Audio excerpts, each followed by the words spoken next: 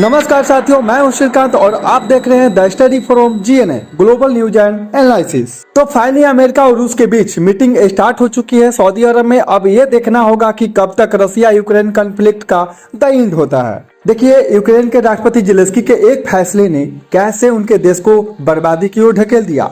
आज वो खुद यह देखकर हैरान और गुस्से में है।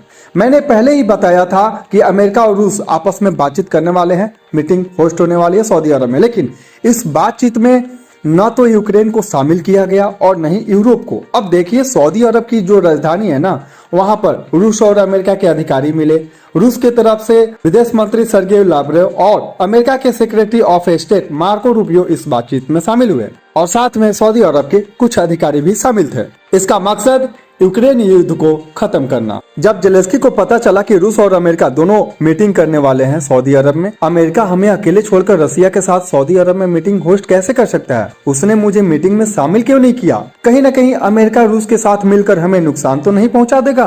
देखिए, जब अमेरिका में बाइडेन की सरकार थी तब रशिया और यूक्रेन कॉन्फ्लिक्ट के दौरान उन्होंने रूस पर बहुत ज्यादा सैंक्शन ला दिए थे और साथ ही अमेरिका के कहने पर यूरोपीय देश भी रूस के साथ अपना व्यापार बंद कर दिए थे। एक समय यूरोप ने भारत को भी ताने दिए थे कि वो रूस ले एनर्जी क्यों खरीद रहा है। उस समय डॉक्टर जयशंकर जी से पूछा गया था तो उन्होंने बोला कि देखिए, आपका परेशानी आपका है, यूरोप का है, न कि मेरा है।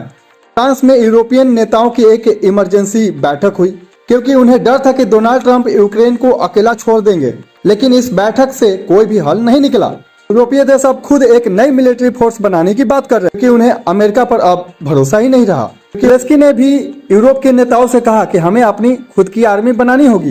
अगर जेलेंस्की नाटो को ज्वाइन करने की जिद न करते ना, तो ये युद्ध होता ही नहीं। ये बात खुद डोनाल्ड ट्रंप भी कह चुके हैं। यूक्रेन की जो स्थिति बनी, लाखों यूक्रेनियन को अपना देश छोड़कर भागना पड़ा, हजारों सैनिक मारे गए, यूक्रेन की अर्थव्यवस्था बर्बाद हो गया, रूस ने यूक्रेन के बड़े हिस्से पर कब्जा कर लिया। आप ये देख सकते। डोनाल्ड ट्रंप ने साफ कह दिया कि यूक्रेन को अपने खनिज संसाधनों का 50% अमेरिका को देना होगा। हथियार से लेके पैसे तक कोई भी चीज हम फ्री में नहीं दिए हैं। और देखिए, अब जब ट्रंप सरकार आई है तो अमेरिका और रूस के बीच में मीटिंग करके इस युद्ध को खत्म करना चाहते हैं जो लंबे समय से चली आ रही है, जिसमें आर्थिक, इकोनॉमिकल फ्यूचर सारा चीज बर्बाद हो गया और यूक्रेन नाटो की जिद के आड़ में पूरी अपनी फ्यूचर खराब कर दिया। यूक्रेन ने ऐसे नेता जेलेंस्की के रूप में दिया जो इनके सिर्फ एक डिसीजन से इनकी पूरी आर्थिक, इंफ्रास्ट्रक्चर, इकोनॉमिकल और फ्यूचर सारा चीज खत्म हो गया।